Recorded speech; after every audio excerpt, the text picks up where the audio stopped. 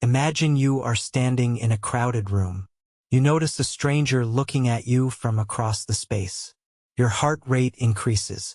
Your palms begin to sweat. Your mind races with possibilities. Are they judging you? Do they recognize you? Are you in danger? This reaction, this immediate, visceral response to social scrutiny, is occurring in humans worldwide right now, millions of times per second. It happens to CEOs in boardrooms and teenagers at school dances. It affects Nobel Prize winners and grocery store cashiers alike. This hypervigilance to social judgment evolved over hundreds of thousands of years as a critical survival mechanism in our tribal past. Being rejected by your group once meant almost certain death. But here's the paradox. In our modern world, this ancient vigilance system misfires constantly, creating anxiety where no danger exists. And this is just one of the many ways our evolved psychology fails to match our current reality. What if I told you that your personality, the very essence of how you interact with the world, contains at least 5 fundamental glitches that evolution has never corrected? These aren't simply quirks or individual differences. They're universal design flaws in human psychology that affect every person on Earth, regardless of culture, upbringing, or conscious awareness. How could natural selection, a process that ruthlessly optimizes for survival and reproduction, leave such problematic patterns intact in our minds? The answer takes us deep into human evolutionary history and reveals something profound about who we are and why we behave the way we do. To understand these glitches, we need to travel back approximately 2.5 million years to the dawn of the genus Homo. Dr. Olivia Ortega, an evolutionary psychologist at Stanford University, explains it this way: our brains evolved primarily in environments utterly unlike modern society. For roughly 99% of human existence, we lived in small bands of 50 to 150 individuals, hunting and gathering in natural environments. Our psychology was shaped to solve the problems those environments presented. The first humans faced a world of immediate, concrete threats: predators, starvation, exposure to the elements, and conflicts with other humans. Success meant surviving today, reproducing tomorrow, and ensuring offspring reached adulthood. Nothing else mattered from evolution's perspective. Natural selection cannot plan ahead, says Dr. Vincent Yardley, paleoanthropologist at the University of California, Berkeley. It's completely blind to future conditions. If a trait helped our ancestors survive and reproduce during the Pleistocene era, roughly 2.5 million to 12,000 years ago, then that trait became more common in the population, regardless of whether it would still be beneficial in the 21st century. In 1997, this concept was formalized by evolutionary psychologists Leda Cosmides and John Tooby as the Environment of Evolutionary Adaptedness, or EEA, the statistical composite of selection pressures that shaped our psychological mechanisms. The human mind is full of adaptations to solve problems that existed in the EEA but may no longer be relevant. Think of our evolved psychology as software designed for an operating system that no longer exists, explains Dr. Ortega. We're running Pleistocene programming on modern hardware in an environment radically different from the one our mechanisms were designed to navigate. This mismatch between our evolved psychology and current environment is at the heart of what psychologists call evolutionary mismatch theory. And it explains why certain aspects of our personality, tendencies that all humans share, seem so counterproductive in modern life.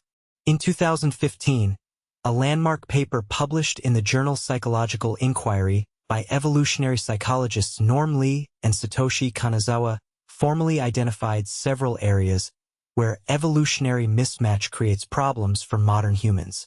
Their work, along with research by Robert Kurzban, Robert Wright, and others, points to specific psychological mechanisms that consistently misfire in contemporary environments. These aren't disorders or abnormalities, emphasizes Dr. Yardley. They're standard features of normal human psychology that worked well in ancestral environments but create problems now. I think of them as design compromises, like how the human spine isn't perfectly designed for upright walking because it evolved from a horizontal position in our quadrupedal ancestors. The most fascinating aspect of these glitches is that they persist despite causing us distress. Why would evolution not have corrected these issues? The answer lies in understanding three key principles: historical constraints, evolutionary trade-offs, and the speed of evolutionary change compared to cultural change. As we examine these 5 personality glitches, a profound question emerges. If our minds are partially maladapted to modern life, what does that tell us about how we should structure our societies, relationships, and individual lives? Let us begin with the first glitch, one that affects every human relationship from the moment we're born until the day we die. In 2013, neuroscientist Dr. Robert Sapolsky of Stanford University made a remarkable discovery. When studying the brains of human volunteers in an fMRI machine, he found that the same neural circuits that process physical pain also activate when people experience social rejection or status loss. The brain literally processes social pain using the same mechanisms as physical pain, explains Dr. Ortega.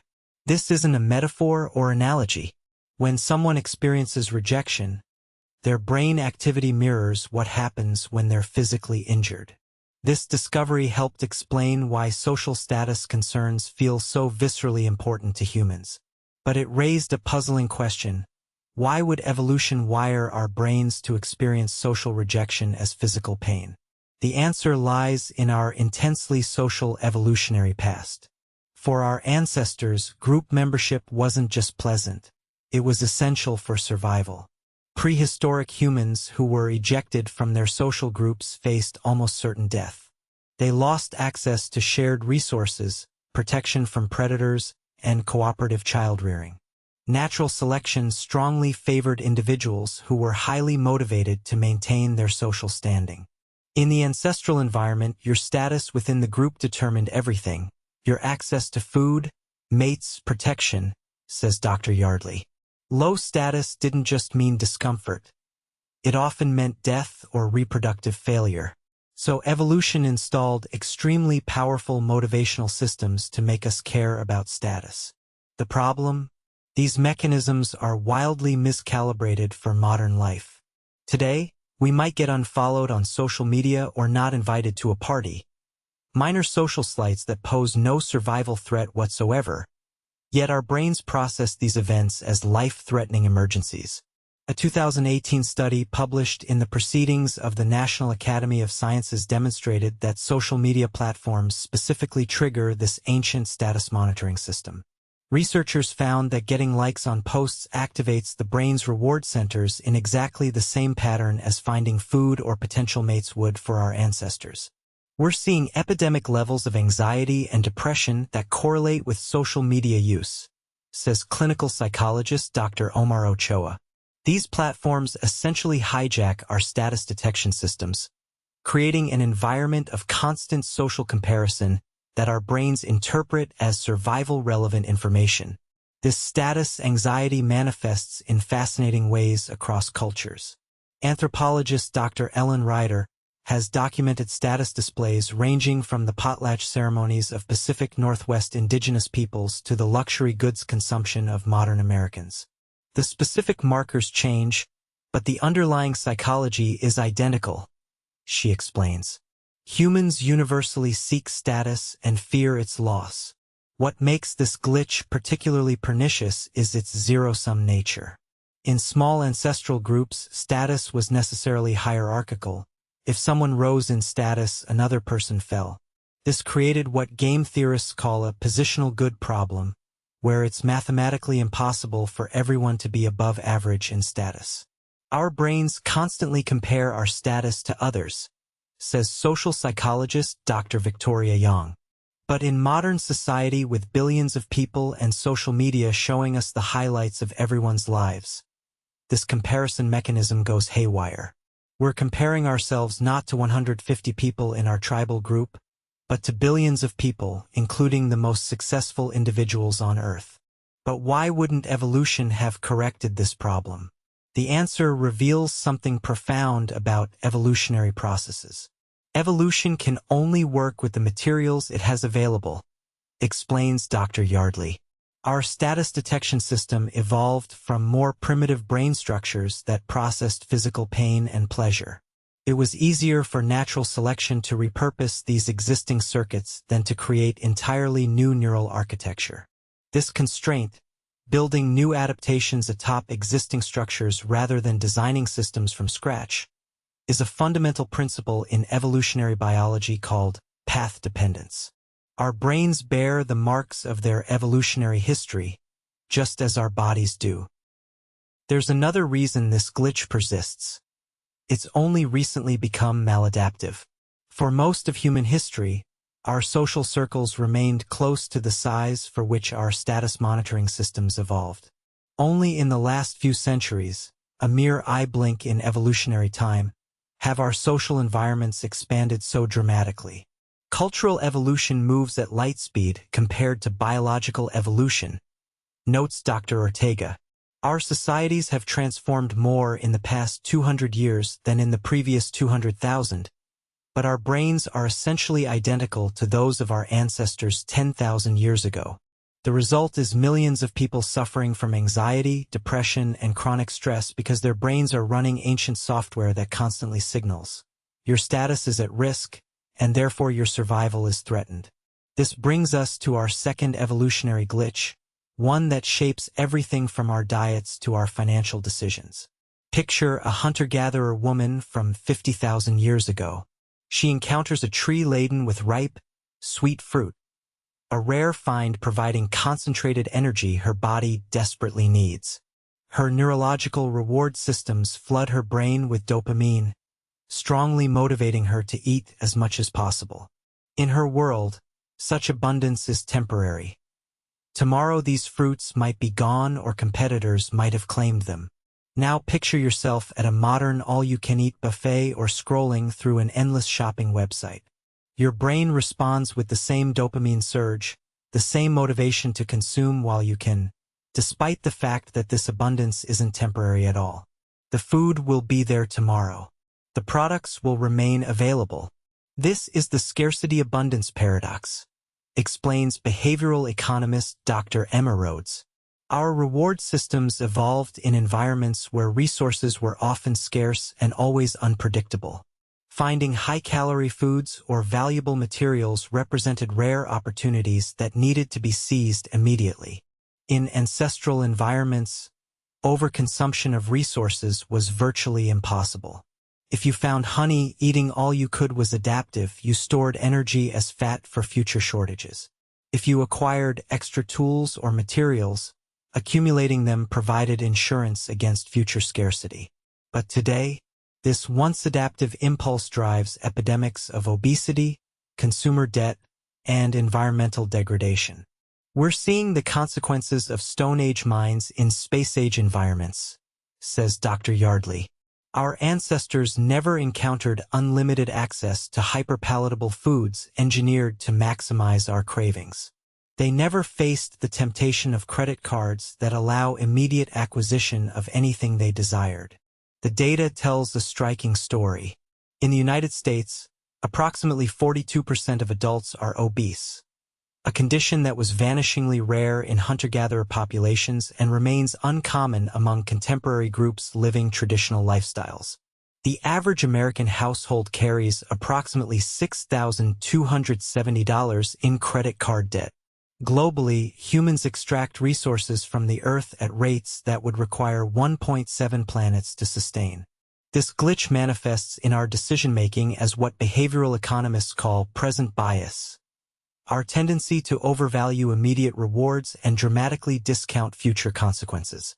Studies by economists David Laibson and George Lowenstein have quantified this effect, showing that most people would choose $100 today over $120 in a month, displaying discount rates far steeper than would be rational.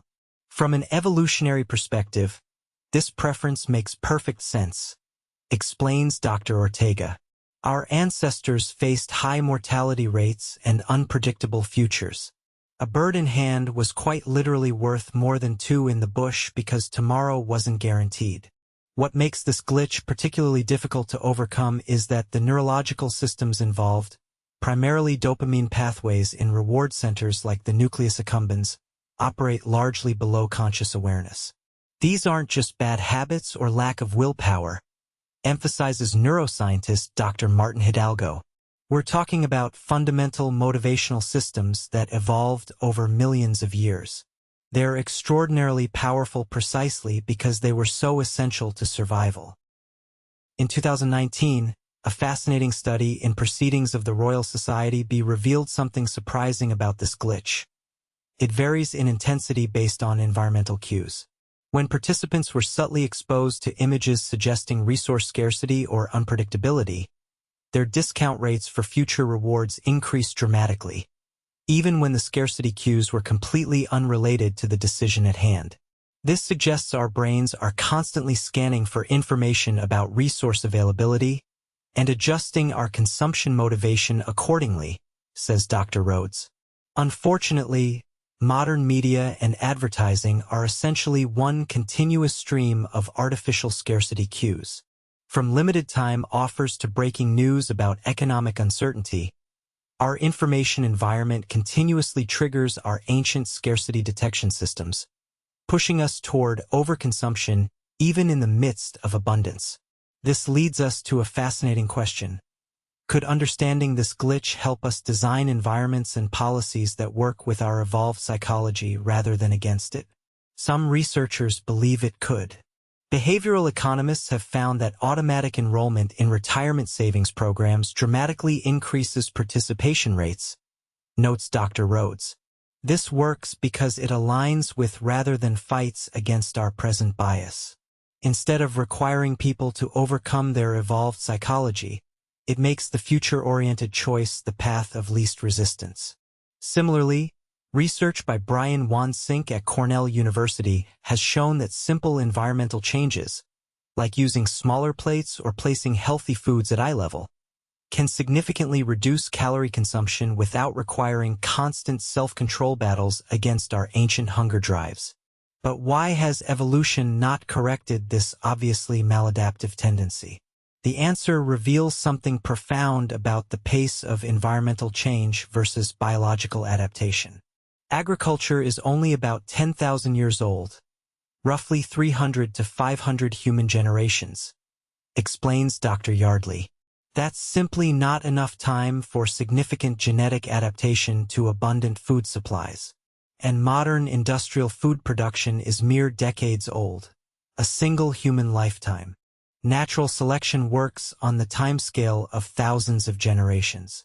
Our modern environment of abundance has existed for the evolutionary equivalent of seconds. There simply hasn't been time for our brains to adapt. This temporal mismatch between biological and cultural evolution forms the foundation of our third glitch, one that shapes our social lives in profoundly important ways. On April 15, 2013, 2 bombs exploded near the finish line of the Boston Marathon, killing 3 people and injuring hundreds. In the aftermath, something remarkable happened. Blood donations in the Boston area increased by over 200%. Similar surges in prosocial behavior occur after most major disasters and attacks. But there's a darker side to this phenomenon. Research by psychologist Emile Bruno found that after terrorist attacks, people also show increased bias against perceived outgroups, even groups entirely unrelated to the attack. This simultaneous increase in both cooperation and conflict illuminates a core feature of human psychology: our tribal nature. Humans are the only species that cooperates extensively with genetic strangers, notes Dr. Ortega. But this cooperation has always been selective. For most of human history, us versus them thinking was adaptive. Your in-group provided security and resource sharing, while out-groups represented potential threats. This tribal psychology manifests in what social psychologists call minimal group effects. In laboratory studies, people randomly assigned to arbitrary groups, based on something as meaningless as preference for certain abstract art, quickly develop in-group favoritism and out-group bias. The mere categorization of us versus them activates deep-seated psychological mechanisms. The fascinating thing is how easily these tribal instincts are triggered, says social psychologist Dr. Terrence Jackson. We can form tribal affiliations around sports teams, political parties, smartphone brands, entities that didn't even exist during human evolution. In 2016, a team of neuroscientists led by David Amadeo used fMRI to observe what happens in the brain during intergroup perception. They found that outgroup faces activated the amygdala, a brain region involved in threat detection, significantly more than in-group faces, even when the group categorization was completely arbitrary and newly formed. This suggests that categorizing someone as not one of us automatically engages primitive threat processing systems, explains Dr. Jackson. This happens below conscious awareness, before any rational thought occurs. Our tribal psychology creates a curious paradox in modern life. On one hand, it allows for remarkable cooperation within groups. Humans build skyscrapers, perform heart surgeries, and create symphonies through coordinated group effort unparalleled in any other species. On the other hand, this same psychology drives conflict between groups, from playground cliques to international warfare. What makes this glitch particularly problematic today is the scale of our social organization, says anthropologist Dr. Isabel Torres.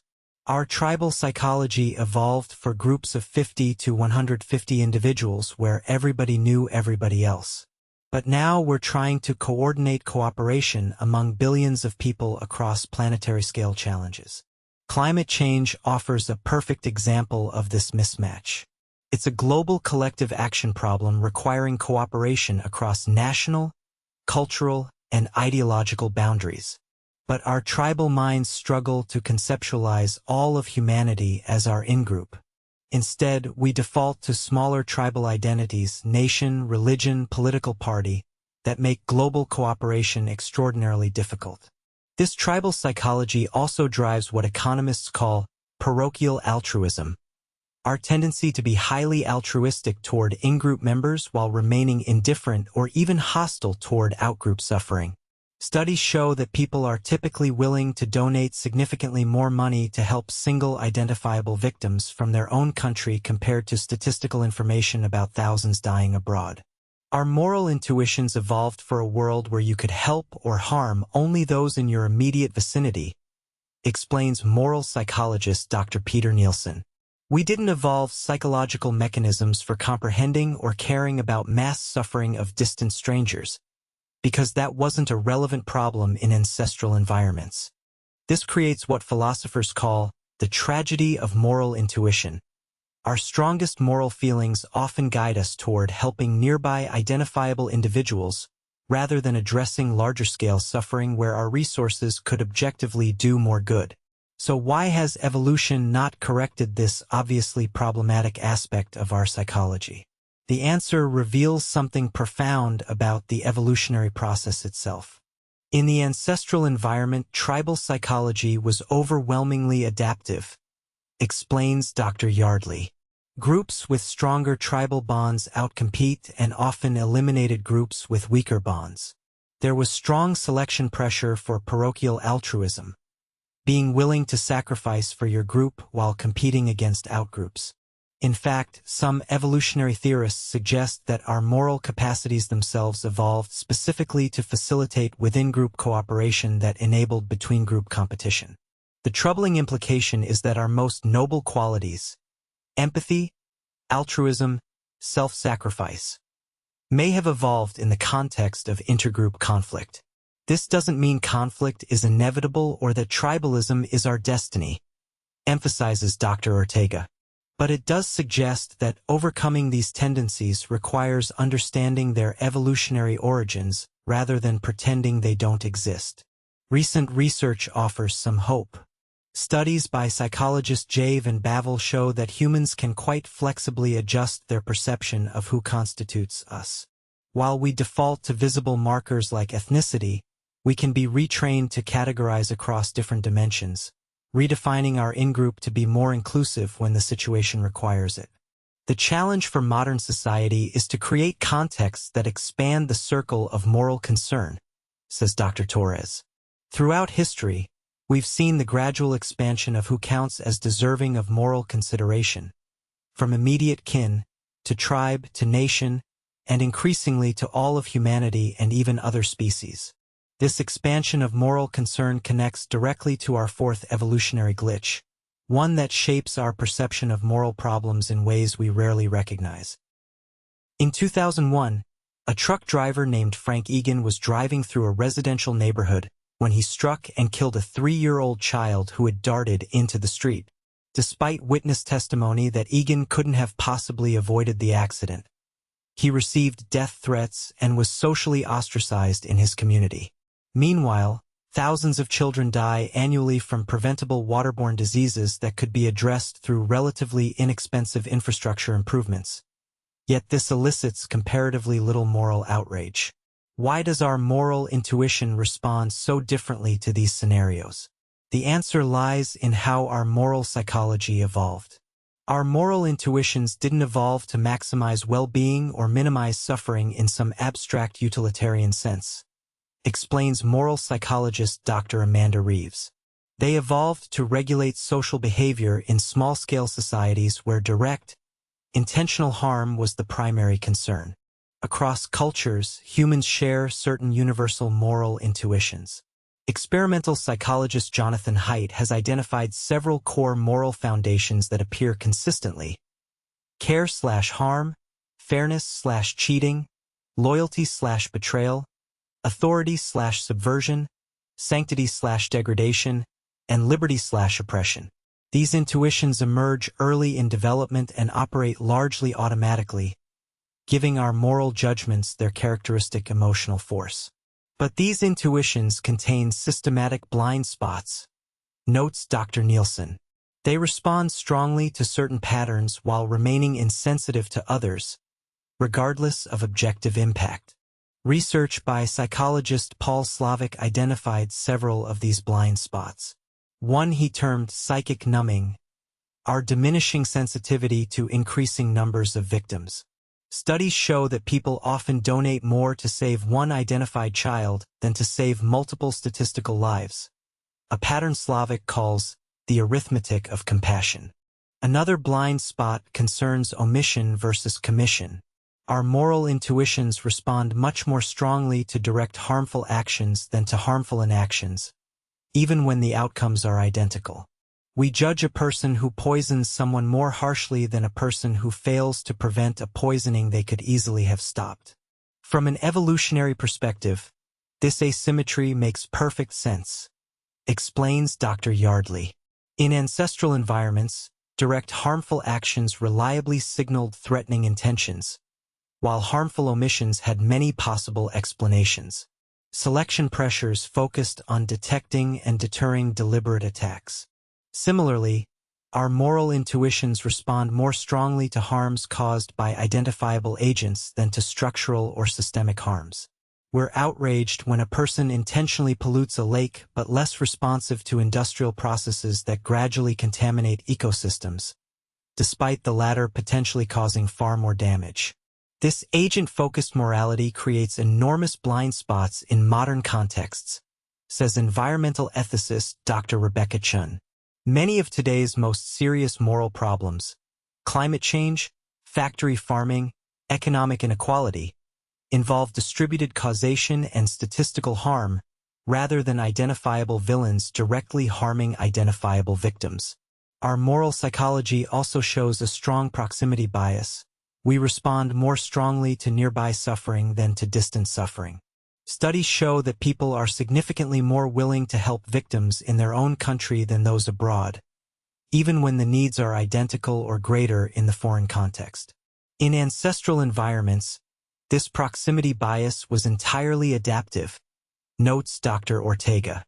You could only help those nearby, and your group's survival depended on prioritizing local cooperation. But in a globally connected world, this same intuition leads us to undervalue distant suffering that we could effectively address.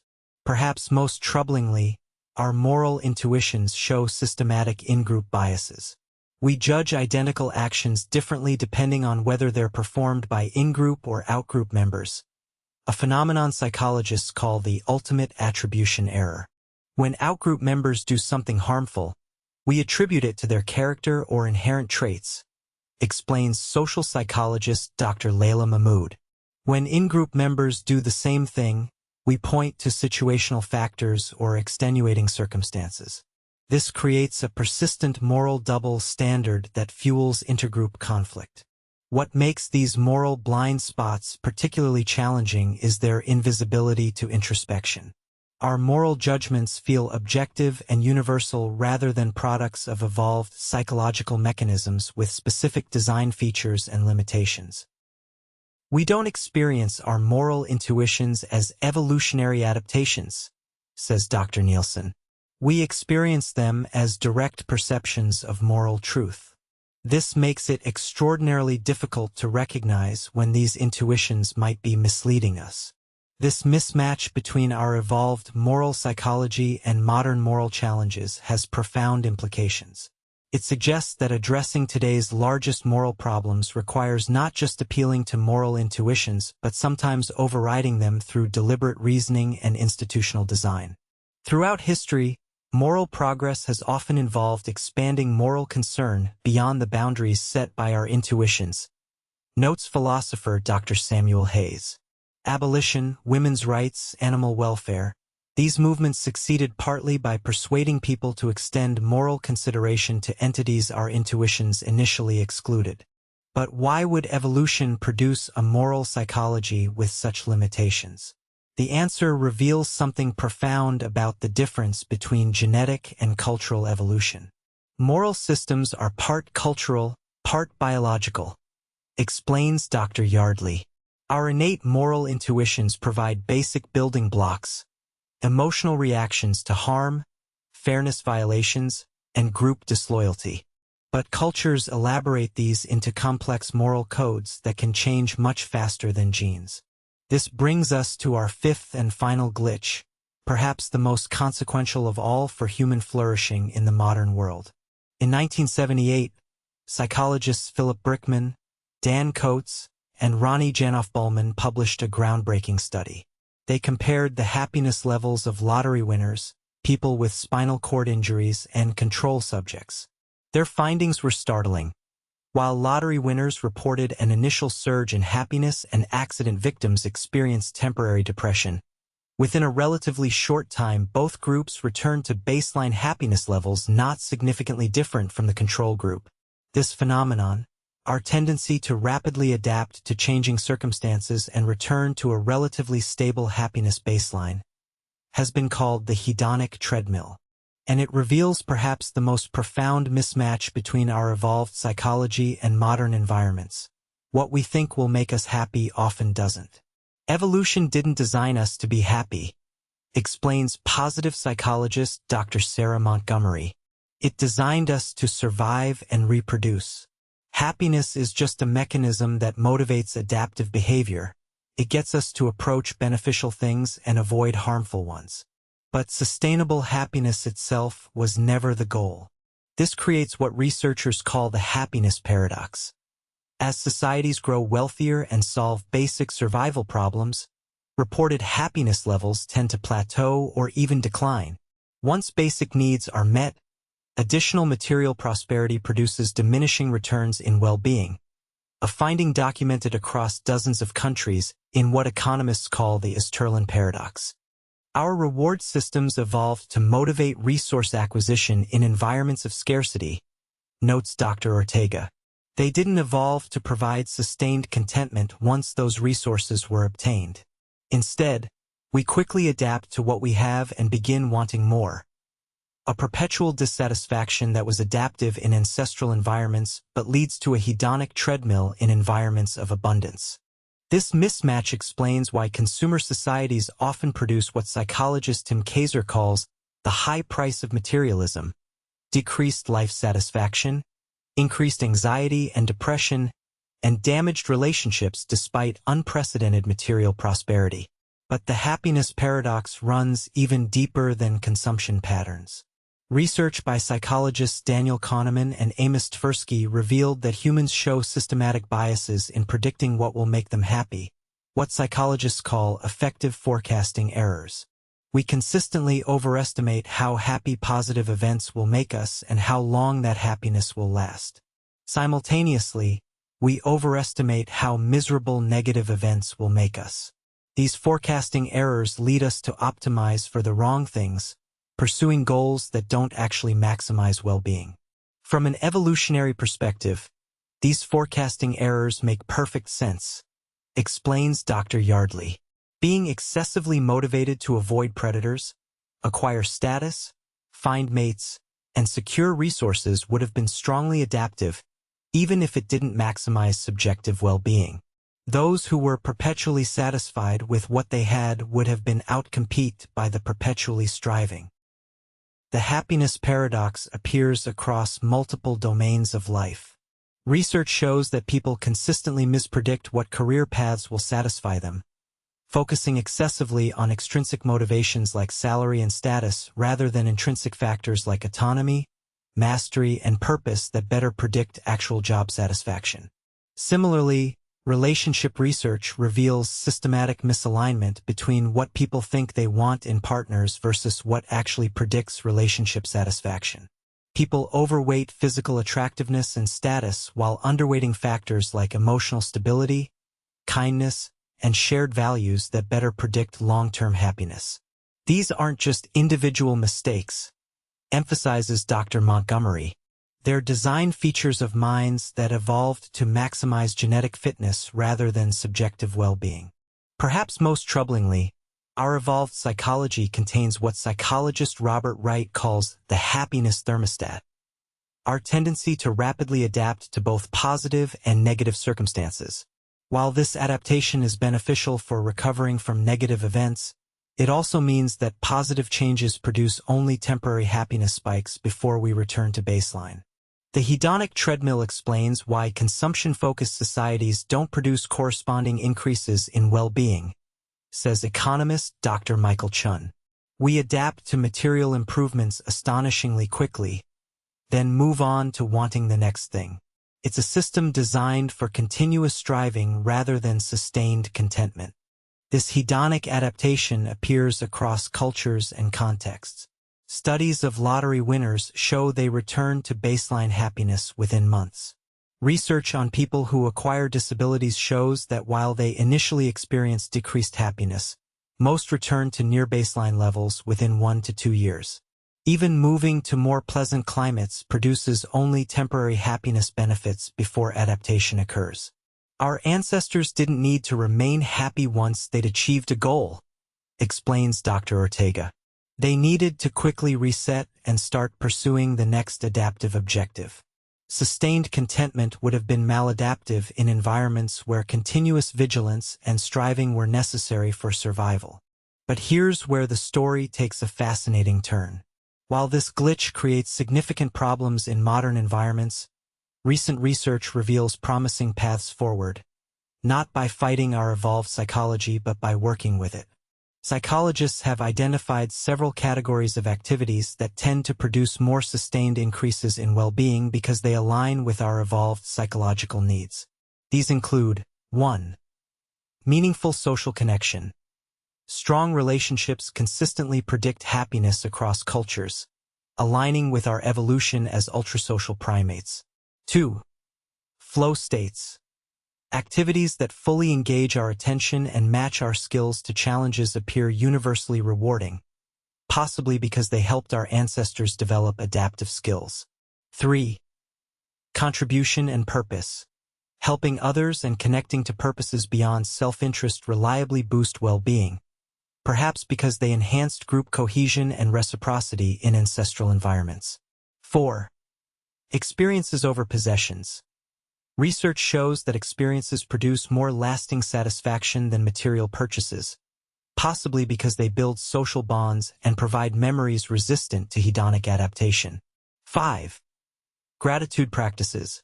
Intentionally noticing and appreciating positive aspects of life helps counter our evolved negativity bias. our tendency to give more weight and attention to negative than positive events. These practices aren't just self-help gimmicks, emphasizes Dr. Montgomery. They work because they align with rather than fight against our evolved psychological needs. They hack the happiness system by providing inputs it was designed to respond to positively. Understanding these 5 personality glitches fundamentally changes how we might think about designing our lives, our institutions, and our societies. If our minds are running Pleistocene software on modern hardware, what does that mean for how we structure education, work, relationships, and communities? Let's consider education first. Traditional educational systems evolved to prepare children for industrial-era work environments. Standardized testing, age-based cohorts, emphasis on compliance and factual memorization. But these environments bear little resemblance to either ancestral learning contexts or modern workplace needs. Children evolved to learn through play, observation, apprenticeship, and direct trial and error in mixed age groups, explains educational psychologist Dr. Rachel Thompson. They're intrinsically motivated to master skills relevant to their social context. Our formalized educational systems often work against these evolved learning mechanisms rather than with them. Some innovative educational approaches explicitly incorporate evolutionary insights. Forest schools allow children to learn in natural environments that more closely match our species' developmental history. Project-based learning leverages intrinsic curiosity and social collaboration. Mixed-age classrooms allow younger children to learn from older ones, mirroring ancestral learning environments. Similar evolutionary mismatches appear in workplace design. Open offices became popular despite substantial evidence that they increase stress and reduce productivity. Why? Because they solve the wrong problem. They optimize for space efficiency and visual monitoring rather than matching our evolved cognitive needs for appropriate stimulation levels, territorial control, and meaningful social connection. Humans evolved to work in environments with natural lighting, physical movement, meaningful autonomy, clear feedback, and purpose-driven tasks, notes organizational psychologist Dr. Aaron Rodgers. When workplaces violate these parameters, we see predictable increases in stress, burnout, and disengagement. Companies like Patagonia, Microsoft, and Google have experimented with work environments more aligned with our evolved psychology, incorporating natural elements, allowing flexible schedules, providing purpose beyond profit, and creating appropriate social density. These approaches often produce both greater well-being and higher performance. Perhaps most importantly, understanding these evolutionary glitches changes how we might approach broader societal challenges. Take climate change, a perfect example of how our evolved psychology struggles with certain types of problems. It's statistical rather than vivid, future rather than present, global rather than local, and caused by collective rather than individual action. Our Stone Age minds simply aren't equipped to intuitively grasp or respond to such threats. The solution isn't just more information, argues environmental psychologist Dr. Elena Sorokin. It's designing systems that work with rather than against our evolved tendencies. Make sustainable choices the default option. Create visible social norms around environmental protection. Connect abstract problems to concrete, local concerns that trigger our care mechanisms. Mental health provides another critical application area. Depression and anxiety rates have risen dramatically in developed nations despite unprecedented material prosperity. Some researchers suggest these conditions represent, in part, normal minds responding to abnormal environments. Our brains evolved for more physical activity, more direct social connection, more natural environments, more sleep, and less constant stimulation than most modern humans experience, explains psychiatrist Dr. Nathan Rivera. Some mental health conditions may represent what biologists call mismatched diseases, normal systems functioning in environments radically different from those they evolved for. This perspective doesn't dismiss the reality or seriousness of mental illness. Rather, it suggests that treatment might incorporate not just changing brains through medication or changing thoughts through therapy, but also changing environments to better match our evolved needs. The evolutionary perspective also illuminates relationship dynamics. Modern relationships face novel challenges our ancestors never encountered. Dating apps creating seemingly endless choice, couples often separated by work demands, declining community support, and expectations for partners to fulfill roles once distributed across entire social networks. Many relationship problems stem from expecting partners to meet all our social, emotional, sexual, and practical needs, notes relationship therapist Dr. Olivia Ochoa. But humans evolved in contexts where these needs were distributed across extended families and bands. No single relationship was expected to fulfill everything. Successful modern relationships often incorporate this insight, maintaining strong friendships and community connections rather than placing all emotional needs on a partner, developing realistic expectations about romantic love given its evolutionary origins, and recognizing that some relationship challenges stem from evolutionary psychological mechanisms rather than personal failings. Perhaps most profoundly, understanding these evolutionary glitches suggests a fundamental reorientation in how we measure societal progress. Traditional metrics like GDP focus almost exclusively on material prosperity while ignoring the psychological environments humans actually evolved to thrive within. If we design success metrics based on evolutionary psychology, they would look radically different, argues economist Dr. Chun. They'd measure quality of social connections, time spent in natural environments, physical activity levels, sleep quality, presence of meaning and purpose, and opportunities for appropriate challenge and mastery. Some jurisdictions have already begun incorporating well-being measures into policy decisions. New Zealand now produces a well-being budget that considers impacts beyond economic growth. Bhutan famously measures gross national happiness rather than just GDP. These approaches implicitly recognize that optimizing solely for material prosperity misses critical aspects of human flourishing. The evolutionary perspective offers both humbling insights and hopeful directions. On one hand, it suggests that many human problems aren't merely cultural or individual failures, but predictable consequences of running ancient psychological software in radically new environments. On the other hand, it provides a map for potentially designing environments, institutions, and personal practices more aligned with our evolved needs. As we've explored these 5 personality glitches, status anxiety, scarcity psychology, tribal biases, moral blind spots, and happiness miscalibration, a profound insight emerges. What makes us human isn't just our rationality or technological achievements, but also the fascinating evolutionary compromises wired into our psychology.